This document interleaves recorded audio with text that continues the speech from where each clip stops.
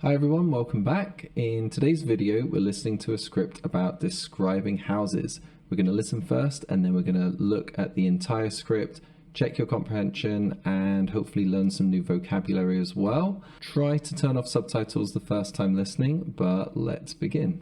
We went and saw 2 houses today. Our agent had suggested a few more, but I could already tell that those weren't what we had in mind. Sure, they looked nice and spacious, but they were also out in the middle of nowhere. Maybe not for him, but that's definitely a deal breaker for me. But these 2 we saw today were very tempting. One was just on the outskirts. It was quite modern and not too expensive. The only downside was it felt a little cramped, but I'm sure we could make do. The other was more central. It was a bit older and more run down, but I think it has lots of potential. Okay, so these are the comprehension questions we're going to look at the end, but pause the video now if you want to try and answer them first. And this is the color code for the review, which I'm just going to put above my head. We went and saw 2 houses today. Our agent had suggested a few more, but I could already tell that those weren't what we had in mind. So to have something in mind is to have an idea or something you want. What do you have in mind for lunch? Or that's not what I had in mind. Be careful to not confuse it with something being on your mind, which means that you're thinking about something too much or maybe you're worried about something. Sure, they looked nice and spacious, but they were also out in the middle of nowhere. That's why it wasn't what they had in mind. In the middle of nowhere means somewhere very rural and countryside, nothing exciting nearby. It's always negative. Our car broke down right in the middle of nowhere. In this example, the car chose the worst possible place to break down because there was nothing around, there was nobody to ask for help.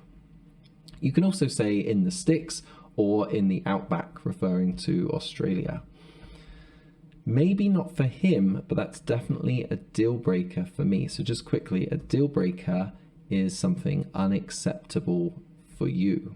So she is saying that maybe not for him. Now him, it's easy to think that this means the agent, but actually for him means the other person. We went and saw 2 houses.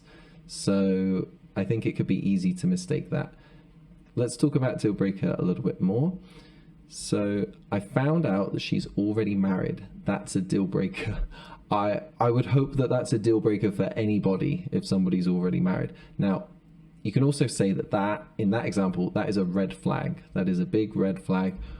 But there is a difference between a red flag and a deal breaker. A deal breaker is very personal. So you could say somebody is not right for you because they are too tall. That's a deal breaker. That's not a red flag because that's not for everybody. Some people would like a tall person, others wouldn't. A deal breaker is very personal and specific to you.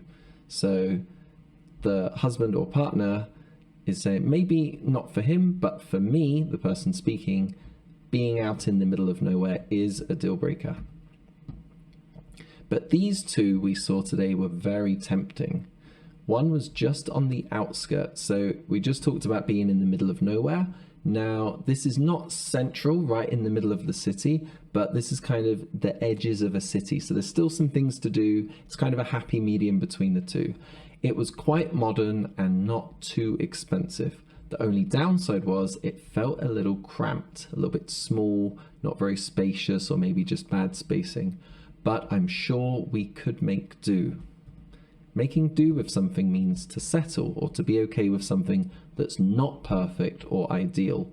Let's make do with what we already have. It's not perfect, but we can survive with that. You'll just have to make do. What are we making do with? Well, it's not the size that we want really, but we can manage with it. The other was more central, outskirts, central.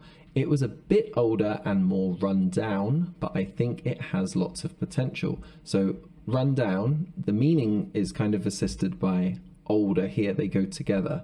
If something is run down, something like a house or a car can also be used for people. I'll explain in a minute.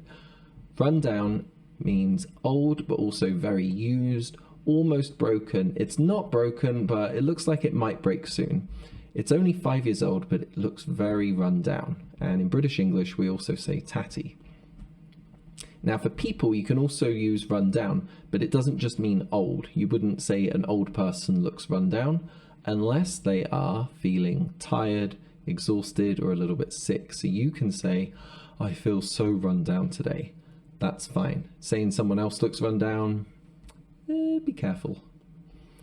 So the house looked run down because it was also older, but I think it has lots of potential. So even though it's old and run down now, it could be improved or it could be really good. He's still learning, but I think he has so much potential here. This is being used to describe maybe a new co-worker. You can also say, I see potential in him.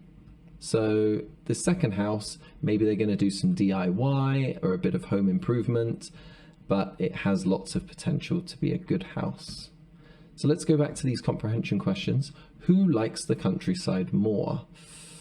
Well, in the first page, she said, it's a deal breaker for me being in the middle of nowhere, but maybe not for him. So the idea I'm getting here is that he might like the countryside more. This is not a deal breaker for him, but it's still not what we had in mind. So I think the answer here is her boyfriend or husband, we're not sure. He likes the countryside more than her. For her, it is a deal breaker. It is not acceptable. Number 2, has the speaker decided which house to buy? Well, this was the second page. They said they were very tempting, and she described both of them, but she did not say anything about we're going to go for this one or we're going to get that. That's it. It's a no. Which house do you think the speaker likes most? Now, this one's really tricky.